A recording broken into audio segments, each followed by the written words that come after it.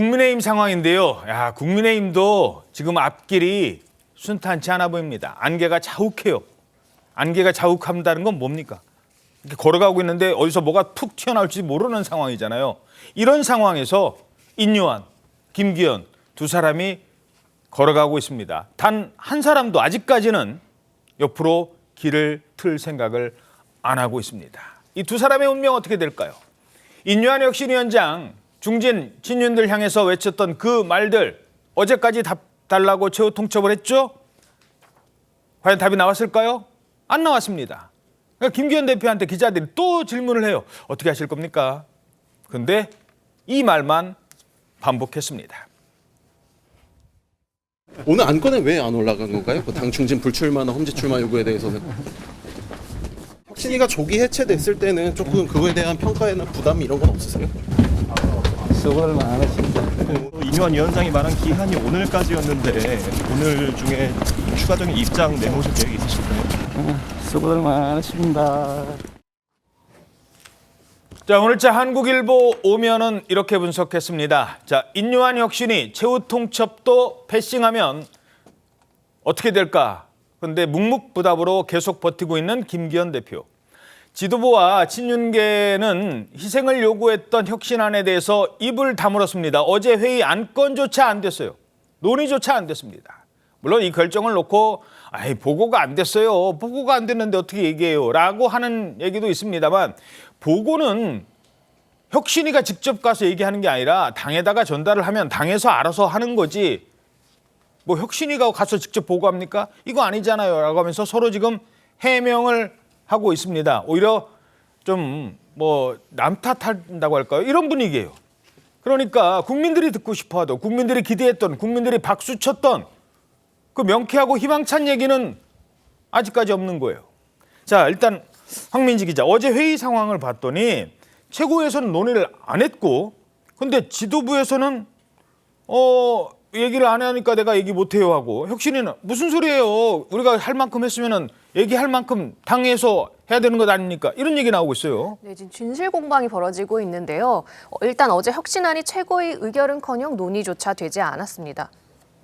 네, 그렇군요. 네, 혁신안은 당 지도부 그리고 중진 그리고 친윤계 의원들이 불출마나 험지 출마로 당 지도부로선 껄끄러운 내용이었습니다.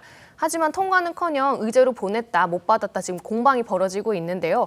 박정아 국민의힘 수석 대변인은 보고 요청이 없었다. 그래서 얘기가 안 됐다 이렇게 말을 했고 그러자 오신환 혁신위원은 기자들에게 문자를 보내 사실이 아니다 이렇게 반박을 했습니다. 뭐가 사실인데요?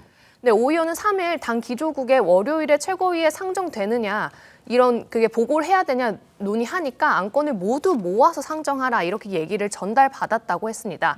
혁신위가 혁신안 의결을 요청했지만 당이 사실상 회피했다는 주장입니다. 양측이 평행선을 달리자 이만희 사무총장은 정식 보고를 위한 요청이 없었지만 최종 보고서에 남을 내용을 좀 정리해달라 이렇게 정리 중이다 설명을 했습니다. 목요일 뭐 얘기하고 지금 또 그래서 어제까지 또 얘기가 돼서 지금 논의가 안 됐대요. 그러니까 어제 그 회의에 있었으니까요. 장해찬 최고위원 어제 그 자리에 계셨을 텐데 그 안건 보고가 안 된 거예요. 된 거예요. 보고 자체가 있지 않았습니다. 아시는 것처럼 이 당직자들이 굳이 무리수를 두면서 거짓말할 이유는 전혀 없어요. 그래서 보고가 접수되지 않는 게 맞고요. 다만 의사소통에 좀 차이가 있었던 것 같습니다. 지도부 입장은 혁신안에 대해서 껌껌이 의결하기보다는 종합적인 보고서가 올라오면 전체적으로 판단해서 힘을 싣고 공간위에 넘길 것을 넘기겠다라는 것인데 혁신위 측에서는 그것을 보고하지 말고 한 번에 다 정리하라라는 뜻으로 해석한 게 아닐까 싶어요. 이런 의사소통의 차이가 있었던 것 같은데요. 오신환 혁신위원이 목요일에는 안건을 보고하겠다고 하니까 그렇게 되면 기조국 거쳐서 저희에게 올라오는 것이고요. 다만 친윤이나 중진 누가 어디서부터 해당되는지 굉장히 모호하지 않습니까? 이런 정치적 단어에 대해서는 저희가 의결하고 말고가 중요한 것이 아니라 혁신위가 흐름을 만들어냈으니 조금 시간이 지나면 그분들이 개개인의 어떤 헌신과 희생적인 결단을 하는 게 훨씬 더 중요한 것입니다. 지금 이제 혁신위가 씨를 잘 뿌렸어요. 근데 씨 뿌리자마자 열매를 따려고 하는 게 좀 문제가 아닌가. 씨를 뿌린 것만으로도 큰 일을 하셨고 가을이 되면 그 가을이라는 건 이제 본격적인 공천 시즌을 말씀드리는 건데요. 그때 되면 열매가 무르익을 때가 또 올 겁니다. 예, 그러니까 회의 중에 지금 장해찬 최고위원 말씀은 회의 중에 어떻게 이런 의결을 하냐는 겁니다. 윤핵관 험지 출마하십시오. 땅땅땅. 이게 어떻게 회의 안건이 되냐는 거예요. 구체적이지 않다라는 얘기인데, 근데 이 얘기는 한번 들어보죠. 지금 보도를 봤더니 이제 문 닫고 회의하는 시간, 비공개 최고위원 때 김병민 최고위원이 이렇게 얘기를 했대요. 혁신이가 오늘까지 답 달라고 했잖아요. 근데 왜 아무런 답을 하지 않는 겁니까? 이거는 최악의 상황입니다. 이런 발언 나왔다는데 그때 분위기는 어땠어요? 그러니까 뭐 김병민 최고위원이 소위 말해 들이받는 그런 분위기는 전혀 아니었고요. 예. 우리가 정무적으로라도 혁신위의 안건이나 이런 요청을 좀 무게감 있게 다루고 있다라는 메시지를 좀 내는 게 좋지 않겠느냐, 그런 의견이었고, 지금도 사실 총선기획단에서 혁신위가 제안한 하위 20% 컷오프 그거보다 더 많이 하겠다라고 실제로 안으로 만들어가고 있거든요. 예. 그러니까 저는 혁신위원들에게 너무 조급해하지 마시라라는 조언의 말씀을 좀 드리고 싶네요. 예. 근데 어찌됐든 그 앞에 면전에서는 김기현 대표가 듣고 있었잖아요. 요 애매한 분위기, 묘한 분위기 어떻게 보세요? 글쎄요. 그러니까 지금 혁신위원들 입장에서는 아마 씨를 뿌렸다는 표현 좀 맞다고 보는데, 문제는 혁신위원들이 생각했을까 씨를 뿌렸잖아요. 그러면 물도 주고 흙도 돋아주고 비료도 주고 해야 되는데, 오히려 그렇게 하기보다는 뿌려놓은 씨를 흩뜨리고 있는 거 아닙니까? 라고 지금 혁신위원들은 생각을 한다는 것이죠. 그 때문에 지금 혁신위원들 입장에서는 소위 말해서 우리가 뿌린 씨에 대한 거두어드릴 애정도 의지도 없다고 판단을 하는 것이죠. 그런 부분에 대한 일종의 분위기를 만든 책임은 결국은 김기현 대표에게 있는 것이 아닐까 하는 생각이 들어요. 예. 김기현 대표가 혁신위를 발족시킬 때 인요한 위원장에게 정권을 주겠다고 했잖아요. 그렇다고 한다면 지금 혁신위가 지금 6개를 건의를 했는데 그중에 지금 단 한 개만 받아들였고, 나머지 5개에 대해서는 지금 지도부가 좀 사늘한 반응을 보이고 있잖아요. 이런 부분들이 사실은 당의 이 절박함 처지하고는 조금 거리가 있다. 그렇기 때문에 내년 총선에서 과연 이길 수 있을까라는 상당한 불안감들이 아마 제 생각에는 당 지도부뿐만 아니라 모든 사람이 다 공유를 하고 있지만, 이러한 부분들에 대해서 당 지도부의 액션이 좀 늦어지고 있다. 이런 부분들에 대한 답답함을 아마 혁신위원들은 이야기하고 있는 것 같아요. 예. 말씀하시죠. 예, 그 부분에 대해서 제가 조금 보완 설명이 필요한데요. 이제 혁신위에서는 1호 지금 안건 같은 경우는 최고위에서 바로 의결할 수 있는 내용이었어요. 구체적이었고요. 예, 구체적이었기 때문에 그 다음에 2번째, 3번째, 4번째 이런 안건들은 지금 현재 청년이라든지 아니면 과학자 공천이라든지 이런 부분은 그냥 큰 주제만 나왔을 뿐이지, 그 주제를 실현하기 위해서는 어떤 방식으로 해야 되는가에 대한 검토라든지 그런 게 총선기획단이나 아니면 저희 같은 경우라면 인재영입위원회에서 인재가 영입되는 부분이라든지 이런 게 총 결합해서 하나의 우리가 공천을 보면은 예술품이라고 얘기할 정도잖아요. 그래서 많은 부분들의 의견을 모아서 구체적인 안으로 만들어가는 과정 중에 있다라는 말씀을 꼭 드리겠습니다. 예. 자, 그러니까 이제 지금도 말씀하셨습니다만, 회의에 윤핵관 불출마 아니면 험지 출마를 어떻게 땅땅땅으로 할 수 있는 사안이냐는 거죠. 본인들이 하면 하는 거지 최고위에서 회의까지 해서 의결할 상황은 아닐 수도 있다는 겁니다. 의결할 사항, 이게 중요해요. 의결할 사항과 안 할 사항. 당의 공식 입장을 전하는 박정하 대변인이 최고위 회의 끝나고 기자들한테 이렇게 얘기했대요. 혁신위가 할 일이 있고 공천관리위원회가 할 일이 따로 있다. 혁신위에서 최고위 측에 공식적으로 보고 요청이 없었던 걸로 알고 있습니다. 그래서 오늘 얘기 안 됐고요. 혁신위가 해야 될 역할과 공천과 관련해서 공천 관련 기관 이런 데서 해야 될 일은 분명히 엄연히 다르다고 생각을 합니다. 그래서 네, 물론 당의 공식 기관은 공천관리위원회가 또 이제 앞으로 구성이 됩니다. 그러면 누구를 공천하고 말고는 여기서 결정하는 거다. 혁신위가 누구를 공천하지 말라는 거는 얘기할 수 없다라는 거예요. 그럴까요?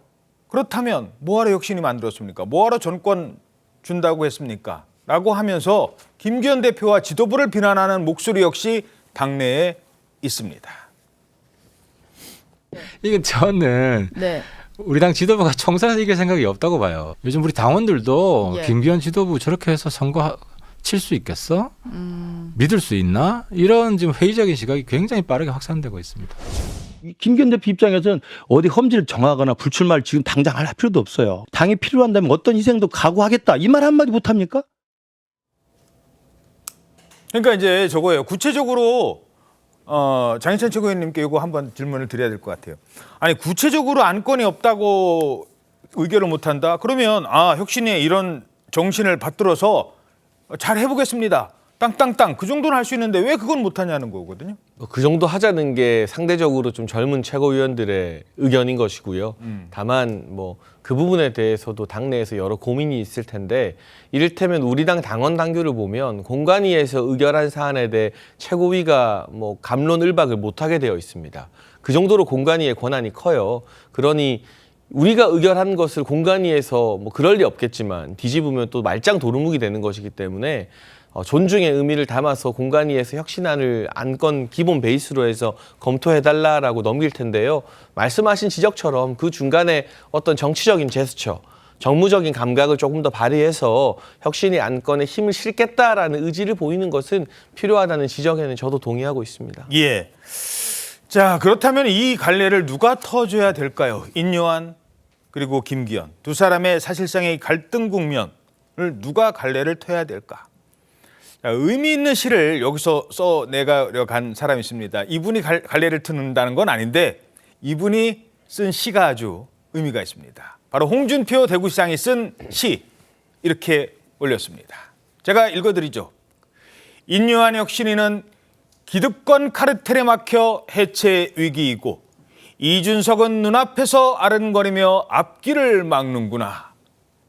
대통령실 인사들은 모두 양지로 떠나 있고 윤 대통령은 이런 첩첩산중에서 나홀로 백척간두에 섰으니 엄동설안을 어찌할꼬 윤석열 대통령을 언급하고 있습니다. 일단 장해찬 최고위원께는 제가 윤 대통령 직접 질문 드리기는 좀 그렇고 제가 차지원 교수님한테 질문 드리고 이어서 질문 드리죠. 자, 이때가 윤석열 대통령이 나서서 정리를 할 때입니까? 예, 뭐 저는 그렇다고 봅니다. 사실 홍준표 지금 대구시장도 아마 그런 뜻으로 저는 뭐 시를 썼지 않았을까 하는 생각이 드는데요. 아무래도 지금 당이 처한 엄중한 상황을 강 건너 불구경하듯이 그렇게 이야기할 수는 없잖아요. 그렇다고 해서 뭐 또 그러니까 지사가 대구시장이 강력단체장이 당의 일에 왈가왈부한다는 그런 정치적 오지랖이라는 또 비판도 있지만 이런 이야기를 한 것은 결국은 지금 윤 대통령이 그 말 그대로 백척간두의 위기에 선 것이 아니냐. 그렇다고 한다면 윤 대통령이 백척간두 위기에서 어떻게 해야 될 것이냐를 아마 본인은 지금 애둘러서 아마 이야기를 하고 있는 것이 아닐까 하는 생각이 듭니다. 아까 시라고 그랬잖아요. 그러면 제가 생각했을 때 홍준표 시장이 지금 생략된 신경을 제가 한번 이렇게 덧붙이면 거기 생략된 부분이 마지막에 있어요? 하니까 뭘까요? 그러니까 윤 대통령은 첩첩산중에서 나홀로 백척간두에 섰으니 하고 그 다음에 뭐가 해야 되냐. 모름지기 백척간두 위기라면 답은 하나. 백척간두 진일보. 진일보가 빠졌군요. 예, 그 진일보가 뭘까요? 지금 당의 이러한 혼란과 상당한 이 지금 뭐랄까요 국민적인 기대에 벗어나고 있는 부분에 대해서 어떤 식으로든 대통령이 뭔가의 의지를 표명할 필요가 있지 않나 해야 된다는 그러한 이야기를 아마 진일보에 아마 담고 싶어 했을 거라는 것이 제 생각입니다. 그런데 여기 대구에서 정치하시니까 그런 이 영남 TK에서 정치하시니까 그런 얘기도 전해드리죠. TK가 그럼 쉬운 지역이냐?